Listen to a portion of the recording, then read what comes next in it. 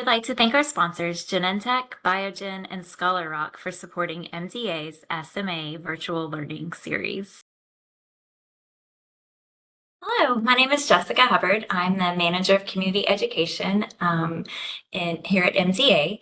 We're thrilled to have you join us today for our virtual learning session on exercise with SMA.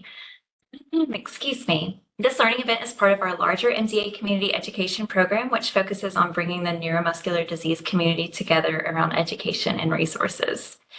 Be sure to visit the community education section on mda.org for updates on upcoming events. We'll have a Q&A session on August 22nd from 4 to 5 p.m. Eastern with today's presenter as well as other presenters from the SMA Virtual Learning Series. I would now like to welcome our speaker, Kara Arps. Kara is a board-certified pediatric clinical specialist and assistive technology professional at the Monroe Carroll Jr. Children's Hospital at Vanderbilt. Thank you so much for being here today, and we're excited to hear about exercise as it relates to SMA. I will hand things over to you. Perfect. Thank you, Jessica. Hi, I'm very excited to be speaking to the SMA community today about strategies to help you stay healthy. My goal with this presentation is to provide education on current recommendations for exercise, and then within that, I hope to share some guidance on how you can make your exercise time productive, protect your body, but also have fun doing it. As Jessica mentioned, my name is Kara Arps, and I am a pediatric physical therapist at the Monroe Carroll Jr. Children's Hospital at Vanderbilt, and I serve as the primary therapist in our Duchenne muscular dystrophy and spinal muscular atrophy clinics. So this is just an overview of where I plan to head today. We will spend a few minutes discussing general and SMA-specific benefits of exercise, and then we'll spend the majority of our time on specific exercise recommendations for individuals with SMA as it relates to aerobic activities, strengthening, stretching, and supported standing. Then at the end, we'll wrap up by discussing some safety considerations and then also some resources on fitness opportunities and adaptive sports. So first, we will start by talking about the benefits of exercise. So I don't think it's going to be surprising to anyone that exercise is good for you. In general, we know that exercise decreases mortality. It helps you live a healthier lifestyle by lowering the risk for heart disease and type 2 diabetes. It also improves your bone health, your muscle strength, and your endurance. It also helps you to maintain a healthy weight, which is also helpful for making it easier to do the activities that you enjoy. Additionally, individuals with a regular exercise routine have been shown to have less falls, better mental health, improved quality of sleep. So if you take all of these things together, having a regular exercise routine is really important for maintaining a good quality of life. All of the benefits on the previous slide are also going to apply to individuals with SMA. Added benefits are going to depend on your current functional level. For individuals who are considered to be non-sitters, exercise will be important for maintaining range of motion to prevent the development of contractures. It'll also help to maintain bone health, to improve bone mineral density through weight bearing, which is important to prevent fractures. It's going to help to increase strength. That's going to help to maintain functional independence. And then it's also important to make sure that we're keeping a variety of positions comfortable to give you options for positioning and to help with pressure relief. Building on that, for individuals who are able to sit, it will help to maintain strength and length of trunk muscles, which will help to slow the progression of scoliosis. Further, maintaining strength can improve independence with functional skills such as rolling, transitioning in and out of sitting, and doing daily self-care sort of activities. For individuals who are able to walk, consistent exercise will help to improve endurance and delay the onset of activity-induced fatigue. Exercise can also help to improve balance, which will help to decrease the frequency of falls. Further, it'll promote participation in activities that you enjoy and just help you overall be able to keep up better with family and friends. So when an individual, obviously if you're coming to this presentation, you're interested in starting to incorporate more exercise into your routine, but we do know that there's some things that make it a little bit more challenging to exercise when you have SMA. So let's first talk about a typical neuromuscular system. So for an individual who has a healthy neuromuscular system, when they perform exercise, their brain's going to send a signal for the desired movement down from their brain, down their spinal cord to something called the motor neuron. This motor neuron is going to serve as the transportation system to get the information from the spinal cord to the involved muscles. When those muscles receive the message, they're going to contract to help produce the desired movement. When the muscle contracts repeatedly, those muscles are going to get bigger and they're going to get stronger. In muscles that are impacted by SMA, there's damage to those motor neurons that carry the information from the spinal cord to the muscles. When this pathway is disrupted, the muscles can't receive that signal from the brain to contract.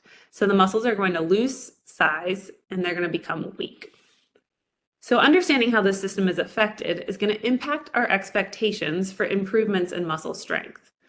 The ability to gain strength is going to depend on the number of copies of SMN2 that you have, which is, I'm sure you all know, is going to help to predict the severity of the disease presentation. Additionally, expectations are going to be based on the age at which you first received a disease-modifying therapy, whether that be Spinraza, Evrysdi, or Zolgensma, as those drugs have been shown to help slow that irreversible damage to the motor neurons, but that's going to depend at what age you received them and how much damage had already been done to the neurons. Further, it will also be important to consider your course of disease-modifying drug, whether you've had it continuously or if it's been kind of off and on, and then also your current functional level. This combination of factors is going to determine if exercise is going to be most beneficial for improving strength or maintaining strength. So you'll notice I didn't say if exercise is going to be beneficial, period, because it will be beneficial. It's just a matter of what that goal is going to be, whether it's more for a maintenance standpoint or more for a gaining strength standpoint. Participation in exercise may also be limited by more rapid onset fatigue in individuals with SMA, which could impact the duration and frequency with which you're able to engage in exercise activities. I also want to acknowledge that current best practice guidelines still recognize that we really do need more research to fill some of those knowledge gaps regarding optimal exercise dosing in SMA, because there is a really diverse landscape of individual presentations in this community. So now we'll move into talking about some of those specific exercise recommendations. The majority of the following slides are going to be based on guidelines that were published for SMA in 2018, and then there was actually a subsequent update to specifically talk about the exercise component in 2021. So this is going to serve as kind of an overview slide that'll be a good summary reference, but we'll talk about each domain of exercise individually as we move forward. I also want to acknowledge that these are generalized guidelines, and it's definitely important to consult with your own medical team and to work with a physical therapist to develop a program that's going to be safe and work the best for you. So we'll start out first by talking about aerobic exercise.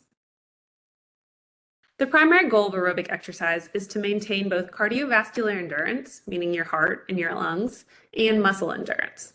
It's recommended that individuals with SMA perform aerobic activities at least 3 times per week at a mild to vigorous intensity, which is going to depend on kind of specific clearance from your medical team. Intensity is usually determined by your heart rate or by a scale that helps you rate how hard you're working. Each bout of exercise should be at least 30 minutes per session, with the knowledge that you can definitely take rest breaks as needed, and it's going to take some time to build up to that 30-minute duration.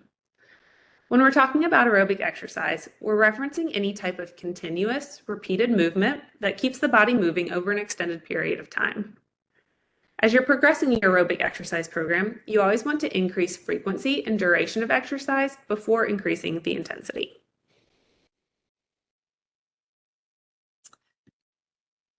There are many different ways that you can get aerobic exercise, and it's important to remember that most activities can be modified to make them work for you, based on your functional ability and then whatever your goals are. Walking or running is likely the most obvious form of aerobic activity. For individuals who are not able to walk on their own, this can be performed by using a body weight support harness system, as shown in the picture in the top left corner. Additionally, you may be able to use an assistive device like a gait trainer or a walker. And then if you have access to a clinic, they may have something called a gravity eliminated treadmill system that could also support movement in a walking sort of pattern with increased assistance. For manual wheelchair users, aerobic exercise can include propelling your chair continuously. I also wanted to point out that there are options for some of our infants and toddlers who are classified as sitters, but don't necessarily have their own wheelchair yet. They can use a chair similar to the one shown with the little boy in the white shirt and the blue chair in that top row.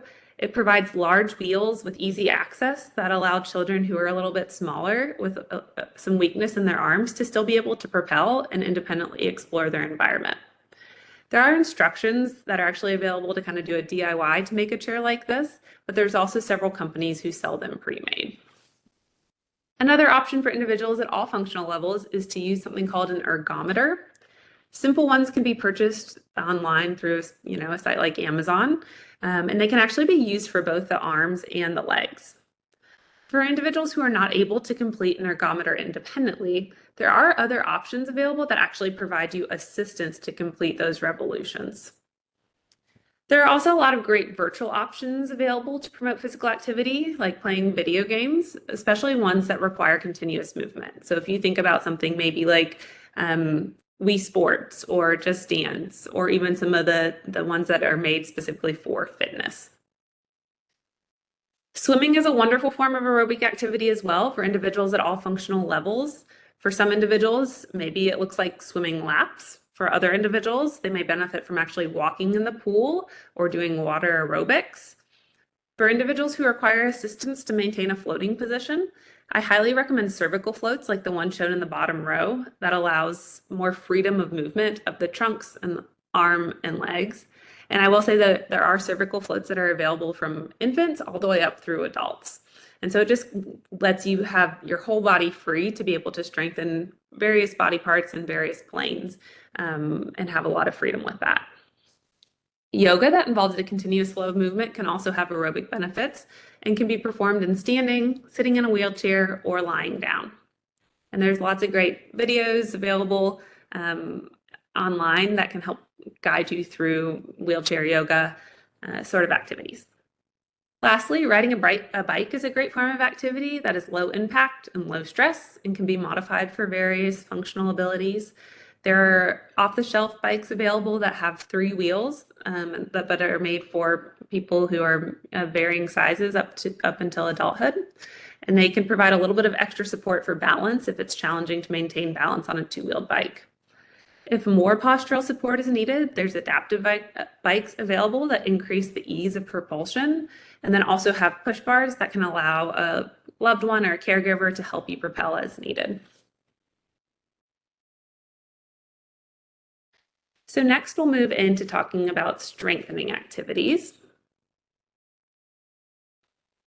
The goal of strength activities is going to vary depending on your age, your functional ability, and your course of disease-modifying therapies, as I mentioned previously. Regardless of where you are on those spectrums, there are still benefits to strengthening exercises. Ideally, you want to focus on strength at least 3 times per week with a goal of targeting the arms, legs, and trunk. Typically, we'll recommend starting at 2 to 3 sets of about 8 to 15 repetitions with a goal of performing these for at least 15 minutes per session. The type of strengthening activities could include isometric, which means that you're holding a stationary position. It could include concentric or eccentric exercises, meaning that the muscles are shortening and lengthening. Or it could include resistance activities, meaning you're working against some form of weight or resistance. But it's really going to vary based on your baseline strength and should be discussed with your physical therapist to figure out what makes the most sense for you. It's important for all individuals with SMA to be cautious with eccentric exercises or those exercises that require lengthening of the muscle.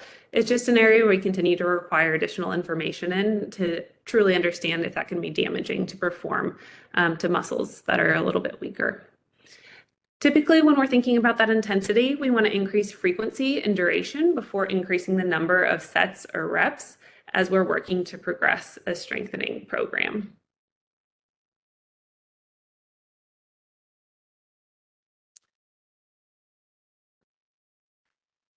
So I'm not going to have time during this presentation to discuss a full strengthening program, but I more want to give a general overview of concepts that can help to show how strengthening can really be for everyone. So in this example, the pictures are showing increasingly challenging options for targeting strengthening of the shoulder flexors, which are the muscles that help you to bring your arm up overhead. For our non-sitter population, exercises may be done in a gravity-eliminated position.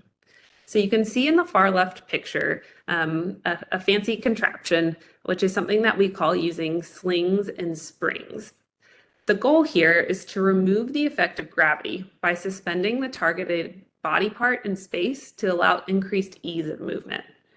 I would say these are most often used for younger children, but similar concepts can definitely be applied to children and adults to help remove the effect of gravity. And something like this is definitely easy to make at home. Another option for our non-sitter and sitter population is using what we call a gravity minimized position. So this means that we're going to use a position that decreases the amount of gravity that the targeted body part needs to work against.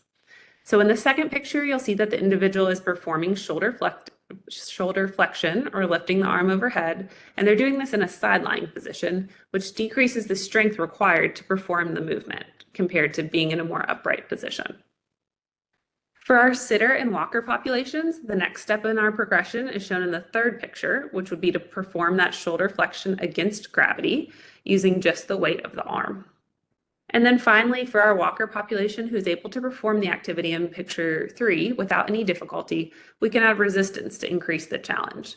This is typically done with either a resistance band or a dumbbell. So again, this is just one example of how we can modify an exercise for the same muscle group for individuals with a variety of baseline strength. Similarly, we can look at an example of a progression for strengthening the gluteal muscles, which perform hip extension. So in the first picture here, you can see an individual performing hip extension in a gravity minimized position, again in that sideline position. This means they're moving their leg into an extended position, bringing it back behind them in a way that avoids moving against gravity. This may work best for our non-sitter and sitter populations. I think it's also important to acknowledge that this exercise can be performed in a way that if you need assistance, it can be done with what we call active assistance, meaning that the individual is going to perform the movement through as much range as possible, and then someone can assist with the remainder of that movement. The second picture could be appropriate for the sitter or walker populations. In this activity, the individual would perform hip extension to move from a low kneeling position, where they're sitting back on their heels, into a tall kneeling position, which would be considered an against gravity movement. This can also be turned into an isometric exercise, meaning the individual could then hold that tall kneeling position to help with strengthening.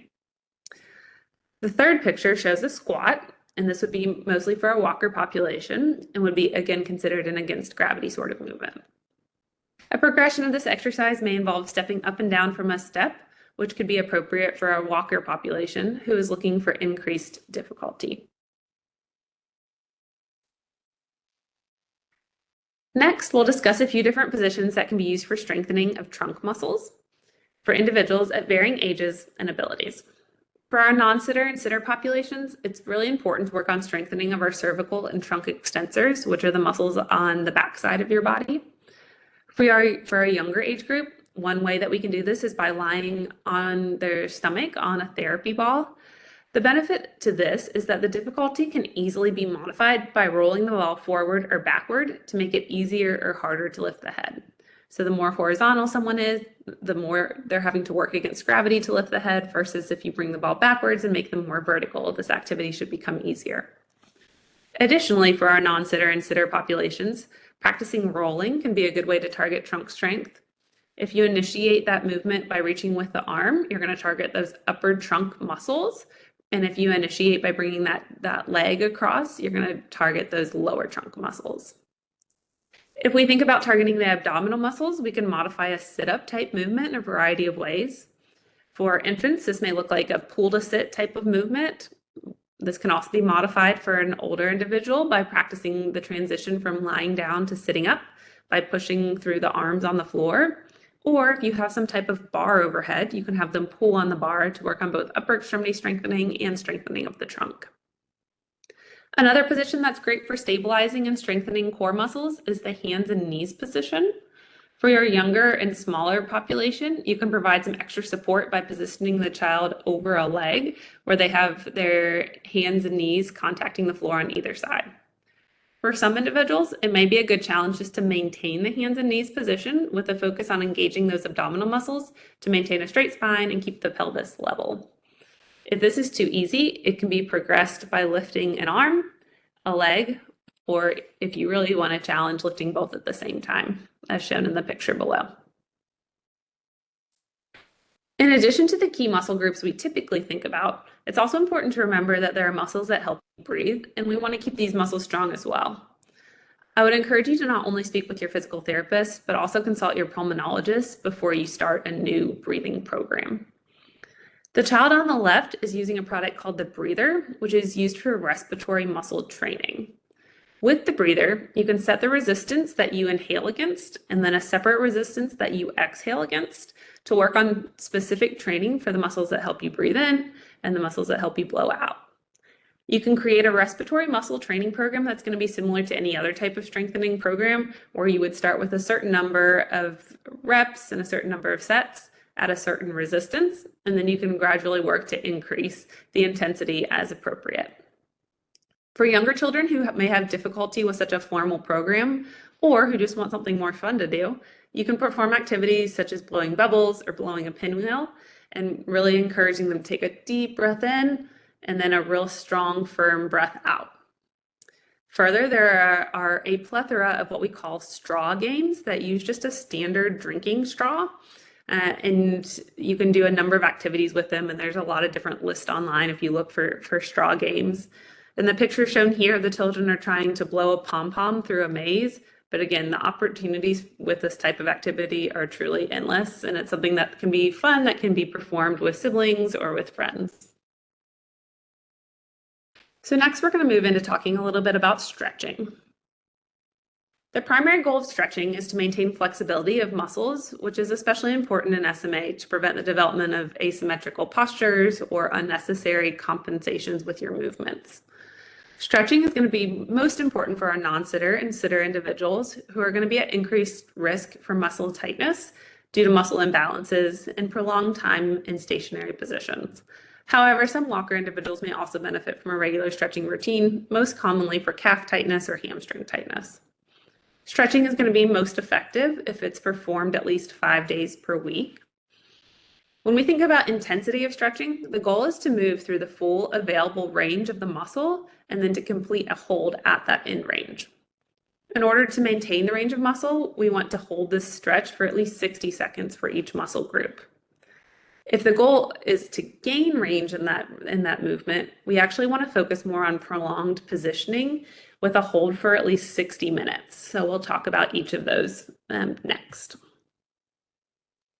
So again, the goal here is not to provide you with a comprehensive stretching program, but to review some key components. Depending on your functional ability, you may be able to perform a stretching routine on your own, while others may require assistance from a caregiver to complete a successful stretching program. For infants or individuals of any age who have scoliosis, it's pretty common to develop tightness in the neck muscles that can cause discomfort and then can actually lead to progression of that scoliosis further. In these situations, neck stretches are going to be important. So you can see in that top left corner there. And typically the directions we're most concerned with are that side bending position and then being able to rotate fully side to side. Individuals who are non-sitters are at highest risk to develop tightness in the muscles of the hands. For these individuals, maintaining range of motion of the muscles in the fingers is going to be essential to keep them at a place where they can be independent with things like eating, driving a power chair, typing, and probably most importantly, playing video games. Maintaining full range of motion of the shoulders, as shown in that top right picture, is going to be most important for our non-sitter and sitter patients. This is typically done most easily in a position where they're lying on your back. And then the two pictures on the bottom row show how to stretch the hamstrings and calf muscles respectively. These two muscle groups are tight not only in most individuals with SMA, but honestly for most people in the population in general. On the first stretching slide, I mentioned how completing manual stretching is going to be helpful to maintain range of motion, but that you're actually going to have to hold a position for a prolonged period of time if you want to gain length in a muscle. So for our non-sitter and sitter populations, they're very high risk for development of contractures in their hip flexors and their knee flexors because they do spend a lot of time sitting in a wheelchair, and those muscles are going to be in a shortened or bent position. Therefore, we want to try to spend time with the muscles in a lengthened or extended position to prevent tightness. Spending time lying on the stomach is a great way to stretch both of these muscle groups. If you're unable to lie comfortably flat on your stomach for any reason, this can often be tolerated better by lying on a wedge or by using a pillow under the stomach and hips. The picture in the middle with the girl sitting with her legs out straight is a great way to stretch the hamstring muscles, which are the muscles behind the knee. Most people are going to do this most comfortably with their trunks supported, so leaning against a wall or a couch. And if you're not comfortable sitting on the floor, this can be performed by propping the legs out straight while sitting in a chair. If you have a power chair with power positioning features, these can be helpful in performing a positioning program. Reclining the seat back as far as possible will help to stretch out the hip flexors, and raising the leg rest fully will help to stretch out the hamstrings. It's best if you can find a way to try to incorporate these different positions into your daily routine to really help you maintain consistency with a good program. So finally, we're going to talk a little bit about supported standing. So in addition to the more traditional components of exercise that you may think about and that we've talked about with aerobic activities, strengthening and stretching, another area defined in the standard of care guideline for SMA is supported standing, which would pertain to individuals who are non-sitters and sitters that aren't able to stand independently. The benefit of supported standing programs are vast. Standing is going to be another important position that's going to help to prevent muscle tightness, as we discussed on the previous slides. It's also really important for bone health because bones are actually strengthened through weight bearing. And we know that individuals who primarily use wheelchairs typically have lower bone mineral density in their legs, which makes them high risk for fractures. Supported standing is also beneficial from a digestive standpoint, which can be helpful for individuals who suffer from constipation. And then it's also going to be beneficial to allow people to be at eye level with their peers, which is helpful to improve social engagement. Ideally, standing programs should be performed at least 5 days a week with a goal of at least 30 minutes per day, and we want to stand in as upright of a position as can be tolerated. There are two primary methods by which we can support individuals in a standing position. The first is by using a stander, and there really are numerous types of standers, and so you'll want to work with a physical therapist who's familiar with equipment to figure out what makes sense for you. I do want to acknowledge, though, that there are standards that are available for people of all ages from infancy into adulthood. So you can see the picture on the far left with the girl in the orange. She's in something that we would call a supine stander. And the girl in the middle is what we would call a sit to stand stander. So it actually allows you to transition into the piece of equipment in a sitting position and then transition into as much standing as you can tolerate. I also want to point out that it's recommended that infants who are not able to stand independently by 9 to 12 months begin using a stander at this age, because that's the same age that their peers would begin standing independently. This is important to allow them to be upright, to engage with their environment, to help develop age-appropriate communication and cognition, and then also to encourage appropriate development of their hip joint.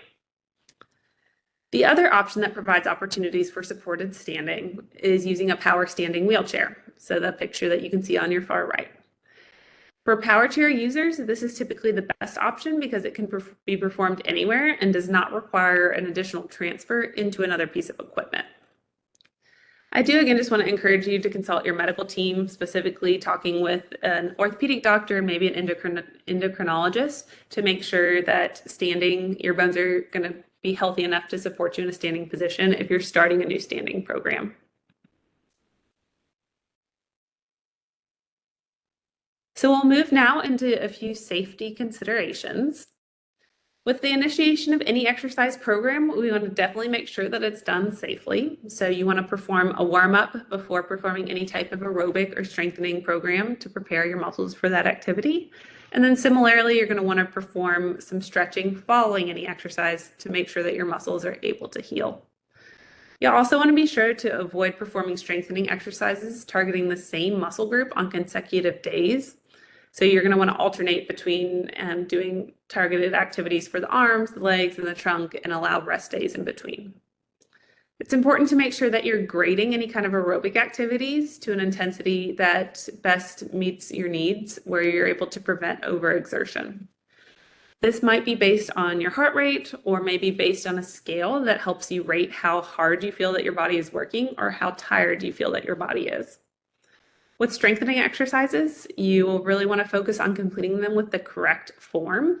Compensations tend to emerge with fatigue and can lead to injury. So it's always better to do less repetitions at a lower weight and to do it correctly than to try to increase your number of reps or increase your weight if you're unable to do it with good form. And finally, with stretching, you want to avoid pushing into pain. You will likely feel a little bit of discomfort from that stretching sensation, but it shouldn't hurt. And then I might start to sound a little bit like a squeaky wheel here, but I do just want to say one more time that these are all general recommendations. So it really is important that you speak with your team to figure out what's going to work best for you. So we'll move now into the resource section. So we can talk a little bit about how to make it fun. So while we know that all of this is important, we also know that both children and adults are more likely to buy into a new routine if they enjoy it. So I definitely recommend applying the concepts that we talked about on the previous slide to activities that you think you're going to enjoy. Research has also shown that individuals who engage in group fitness are more likely to stick with it and build that routine. So the next couple of slides are going to help us to look at some of those options. This is definitely not a comprehensive list of everything out there, but I wanted to offer a few options of ways to make exercise both fun at home or in the community. The Get Moving cards that you see in the far left there are a deck of fitness activities that were actually made by a friend of mine that can be used to promote movement for individuals of all abilities. And there are some other similar sets of cards that can just help to provide some structure and fun for kids. There are also a variety of fitness videos for both kids and adults that you can find on YouTube or other apps that maybe include things like kickboxing or Zumba, which may be more interesting than doing root exercises. Additionally, most gyms and YMCAs will also offer a variety of fitness classes, both for children and adults, and many of those classes can be modified to be appropriate depending on what level you're at. I also strongly encourage you to look into what type of adapted activities are available in your community. Activities like adapted gymnastics, adapted dancing, and adapted ice skating can provide opportunities to engage in fun fitness activities with peers. That's not also only going to promote those aerobic and strengthening factors, but also help with balance and coordination and provide social interaction.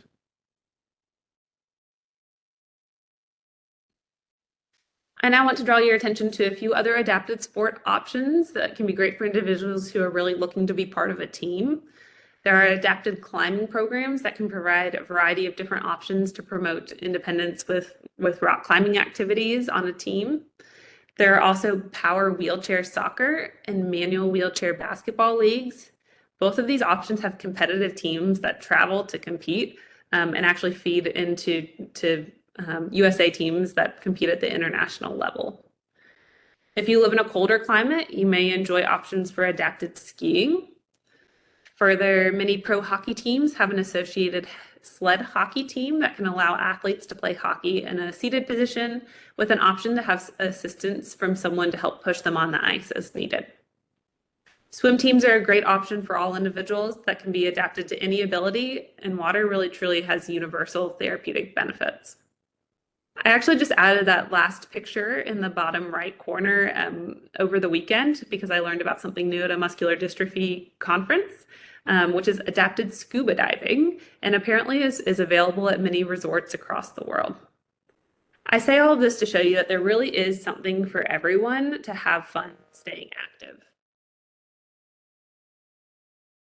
Before I wrap up, I also wanted to make sure that everyone is aware of this resource that's available on the MDA website that I helped to develop with a colleague. Many of the pictures in this presentation were pulled from this resource, and it includes pictures and written instructions for stretches, strengthening exercises, and developmental activities. And they apply to individuals, as you can see, at all functional abilities. And there's a link down there at the bottom for you. So I am hopeful that this presentation was helpful for you to understand the importance of consistent exercise in SMA and that you're able to identify a few fun options that you can help to integrate into your life. And I do want to thank the MDA for the opportunity to share this information with the SMA community. And I look forward to seeing you all at the Q&A to discuss this topic further. Thank you so much, Kara, for sharing this valuable information with our community members today. I also look forward to seeing everyone on August 22nd for the Q&A session at 4 o'clock Eastern. And that concludes this presentation. Thank you so much, Kara. Thank you. We would like to thank our sponsors, Genentech, Biogen, and Scholar Rock for supporting MDA's SMA virtual learning series.